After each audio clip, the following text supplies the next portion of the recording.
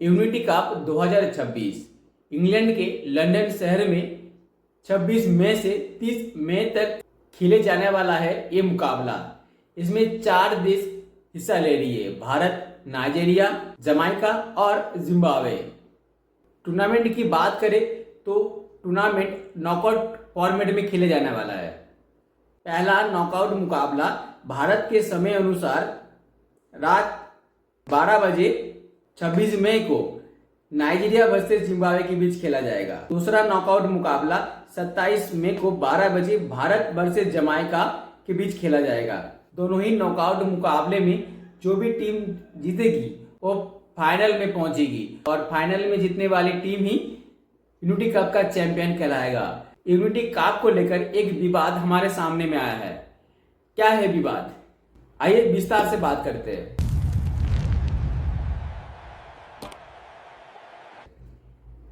पहले बात करते हैं विवाद क्या है। Actually unity cup FIFA window के बाहर का एक टूर्नामेंट है और फीफा के गाइडलाइन के अनुसार हर क्लब को फीफा विंडो के दौरान अपने खिलाड़ियों को छोड़ना कंपलसरी है।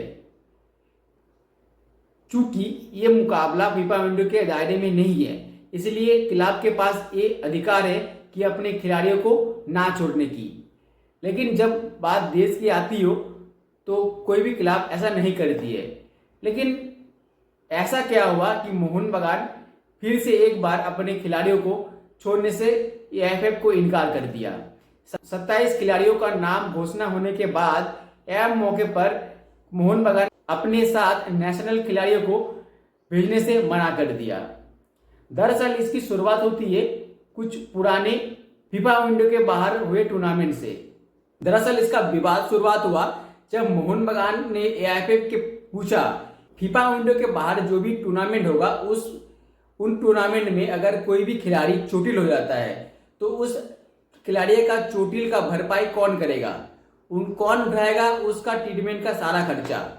यही एक सवाल जो मोहन बगान के टीम मैनेजमेंट ने एआईएफएफ को पूछा था, जिसका मोहन बगान के पास कोई आंसर नहीं आया। जिसके बाद मोहन बगान ने ये डिसीजन लिया कि अपने टीम के खिलाड़ियों को नहीं भेजेगा, क्योंकि पिछले 2 खिलाड़ियों के साथ ये हादसा हो चुका है। आसिक कुरुनियान जब मोहन बगान के लिए खेला करते थे तब ऐसे ही फीफा विंडो के बाहर खेलने के एक टूर्नामेंट में चोटिल हो गए, जिसके बाद उनको ट्रीटमेंट का सारा खर्चा करीब 1 करोड़ रुपया उनके ट्रीटमेंट पर मोहन बगान के मैनेजमेंट ने खर्चा किया था। इसके बाद सुभाषिष बोस भी चोटिल हो गए थे फीफा विंडो के बाहर टूर्नामेंट में, जिसका भी भरपाई मोहन बगान के मैनेजमेंट ने किया था, ना कि एआईएफएफ ने। तो ये कोई गलत बात तो नहीं है कि अगर कोई आपके लिए टूर्नामेंट खेलने जाए और अगर आप चोटिल हो जाए तो उसका भरपाई आपको ही करना चाहिए, ना कि उस क्लब को जिस क्लब से वो खेलते हैं। अगर आप सोचे तो सवाल कुछ गलत नहीं कहा। अगर एआईएफएफ के पास वो क्रेडिबिलिटी नहीं है कि अपने खिलाड़ियों को अगर चोट लगे और उसे ट्रीटमेंट करा सके, कि अपने खिलाड़ी अगर चोटिल हो जाते हैं तो उनका ट्रीटमेंट कर सके, अगर ऐसा है तो मेल में वो जरूर जवाब देता इसका खर्चा एआईएफएफ भी उठाएंगे। चूंकि एआईएफएफ ने जवाब नहीं दिया, इसलिए ये साफ हो जाता है इसमें अगर कोई भी खिलाड़ी चोटिल हो जाए तो इसका भरपाई एआईएफएफ नहीं लेगा, वो जिस क्लब में खेलता है उसी क्लब में लेगा।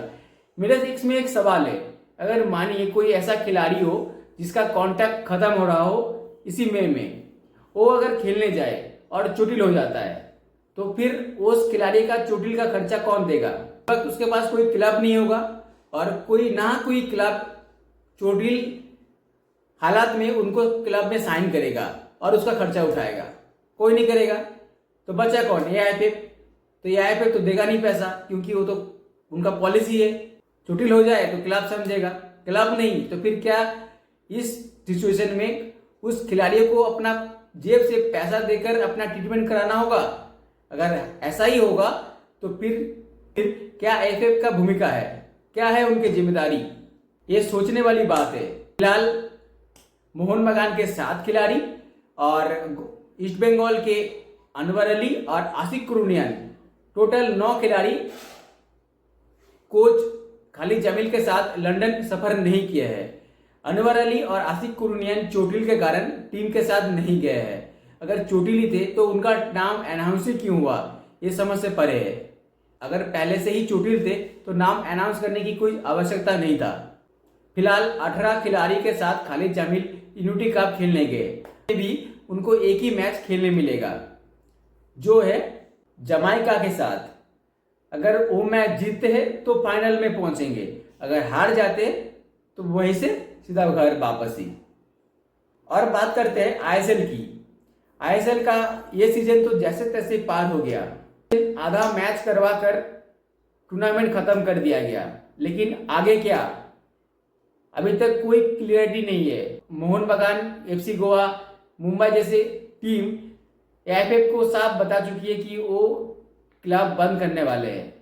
अगर बाकी ऐसा होता है फिर एआईएफएफ क्या करेगी, क्योंकि अभी तक कोई फाइनल नहीं हुआ। क्लब नहीं चाहती कि जूनियर स्पोर्ट्स आए, क्योंकि क्लब को अभी तक उनका प्रॉफिट शेयर का रोड मैप दिखा नहीं पाई है जूनियर स्पोर्ट्स। एक बार फिर से कैरोलाइन चोबे इंडियन फुटबॉल को बर्बाद की ओर ले चला है। अब देखना है कब तक ये सिचुएशन बनी रहती है या फिर कोई बड़े मंत्री का इंटरफेरेंस होता है और ये विवाद सॉल्व हो, ये देखना होगा। आपको क्या लगता है कमेंट में बताइए कि यूनिटी कप में इंडिया का परफॉर्मेंस कैसा होगा, आपको क्या उम्मीद है टीम से। साथ ही बताइए कि आईएसएल को लेकर कल्याण चौबे की पॉलिसी आपको सही लगता है या फिर कल्याण चौबे को इस्तीफा देकर किसी दूसरे को मौका देना चाहिए जो वाकई में इंडियन फुटबॉल के लिए कुछ कर सके। कमेंट में बताइए। अगर आपको वीडियो पसंद आई हो तो वीडियो को लाइक कीजिए, चैनल पर नए हैं तो चैनल को सब्सक्राइब कीजिए। मिलते हैं अगले वीडियो में। जय हिंद।